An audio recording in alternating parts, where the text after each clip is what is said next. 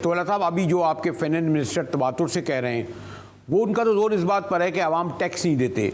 और वो जो उन्होंने बड़ा एक बहुत हाई प्रोफाइल प्रोग्राम बनाया था कि पाकिस्तान में कोई 20 लाख दुकानदार ऐसे हैं, उनसे अगर इतने पैसे ले लिए जाएं तो इतने 100 अरब रुपए आ जाएंगे। पता नहीं, शायद हफ्ते भर में उन्हें पता चल गया कि जनाब कहाँ लेंगे घर घर, और फिर वो भी रेवेन्यू, सॉरी टू से, जिसके डिपार्टमेंट के बारे में मशहूर है कि चंद करप्ट इदारों में से एक है। अब ये तो कहते हैं जी आप अशराफिया से तो बहुत आसान है, आपके 1000 मेंबर अरकान असम्बली हैं, उनकी आमदनियाँ देख लें, उनके असासे देख लें, आपके जो बड़ा आसानी से जो टेक्सटाइल से मिल गए हैं, या आपका फ्यूडल है, किसी को ज़रा भेज दिए ना ये कराची में या फिरोज ये नवाबशाह में या लाड़काना में देख लें, 20 गाड़ियाँ खड़ी होंगी पजेरो, 100 आदमी खाना खा रहे होंगे, 100 बाहर खड़े हुए होंगे, जहाज़ों में भर के जाते हैं, पूछ रहे हैं कहाँ से ये पैसा आया है। आप आ रहे हैं मेरे घर में, वो 200 गज के क्वार्टर में रहता है, साथ में परचून दुकान खोली हुई, उससे टैक्स मांगेंगे आप। तो यानी एक मज़ा का खेज बयान आपके फाइनेंस मिनिस्टर ने दिया है। और इससे ज़्यादा मैं क्या कहूँ। नहीं, मुझे ऐसा बात आपकी भी दुरुस्त है कि बिल्कुल हमें सबको अब अपने हिस्से का टैक्स डालना पड़ेगा।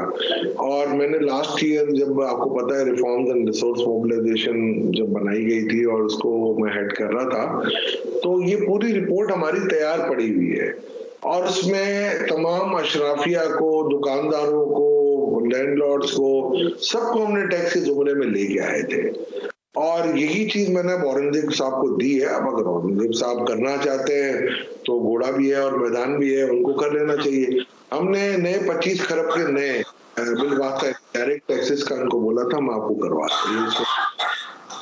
तो उसमें एक इंस्टीट्यूशन के खुद हेड भी रहे, मेरा ख्याल है पाकिस्तान बिजनेस काउंसिल। हमने जो एक प्रपोजल दिया था 450 अरब के टैक्स लगाने का, उसमें पाकिस्तान बिजनेस काउंसिल ने भी इसकी मुखालफत की थी। तो मेरा ख्याल है औरंगजेब साहब को ऑब्जेक्टिविटी के साथ देखना पड़ेगा, चीजें तैयार पड़ी हैं। मेरा ख्याल है अगर वो नया सिस्टम ढूंढने जाएंगे, और ये डिजिटाइजेशन की और जो बात हो रही है बहुत अच्छी बात है, मगर मेरा ख्याल है आप देखें ना दुकानदारों की स्कीम थी, तो अब पहले 70-80 लाख के टारगेट लेके चलते अब मेरा ख्याल है 80 भी नहीं हुई है रजिस्ट्रेशन, और 30 अप्रैल तो हमारे सर पे खड़ा हुआ है। तो आप कितनों को रजिस्टर करेंगे ना, आपके पास कैपेसिटी है। हमने एक बहुत अच्छा एक फार्मूला इनको दे दिया था कि 250 अरब का टैक्स दुकानदार आपको आराम से दे दे। रियल एस्टेट में भी हमने इनको कहा था कि आप सबको रियल एस्टेट इन्वेस्टमेंट ट्रस्ट में अब बहुत ज्यादा इंसेंटिव दो तो लोग आने के लिए तैयार है। हमने मिनिमम एसेट टैक्स जागीरदारों में भी लगाओ, ताकि हर तनख्वाहदार तबका, जो मैं अपने हिस्से का टैक्स दे रहा हूँ तो मुझे पूरा देना चाहिए। ऐसा ना हो कि आप मेरे हिस्से का टैक्स पे कर रहे हैं। तो ये सारी चीजें उसमें मौजूद हैं। ये कोई अचंभे की बात है, मेरे लिए कोई नई चीज नहीं है। मुजाहिद भाई, आप भी मुझे जानते हैं, बड़े अरसे से टैक्स रिफॉर्म्स में और टैक्सेशन में अल्लाह ताला ने, मैं एक तो तिफले मकतब हूँ, मगर अल्लाह ताला ने कुछ इज्जत दी है, उसके हिसाब से मैंने बड़ा